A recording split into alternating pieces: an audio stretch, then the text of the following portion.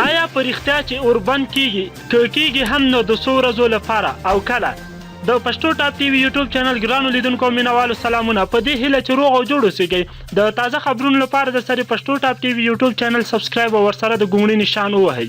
د سولې له مذاکراتو یوې باخبره سرچینې وایي پاکستان ته د اوربند په اړه مشورو ته تللي پلاوي قطر ته ډک لاس ګرځېدلي، خو اوس زلمی خلیلزاد نشته او امریکا ته د کرسمس په رخصتیو تللی دی. سرچینه وایي د سولې مذاکرات په ټپه درېدلي او د نوي کال پورې پکې هیڅ ډول پرمختګ امکان نه لري.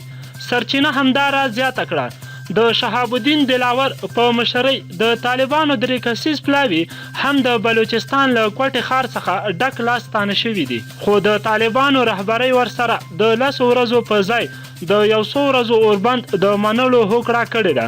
دغه باوري سرچینه زیاتوي نه د معلومه چې طالبان به دا اوربند اعلان کړي او که نه، خو له اوږدو مخالفتونو وروسته طالب مشران په دې سره سلا شوي دي چې د 100 ورځو اوربند د حسن نیت په توګه ټینګ کړي.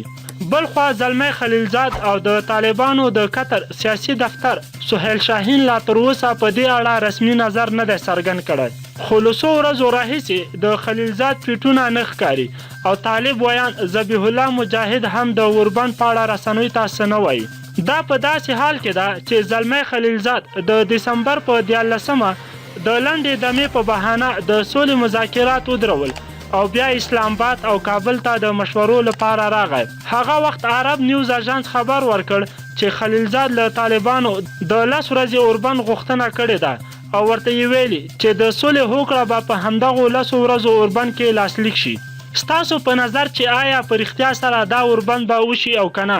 خپل نظرونه مو راته د ویډیو لاندې کمنټ کې پرېږدئ. ویډیو در سره حتما لایک او له نور دوستانو سره مو هم شیر کړئ. د نورو تازه خبرونو لپاره در سره پښتو ټاپ ټي وي چینل سبسکرایب او ورسره د ګونګړي نشان ووهئ.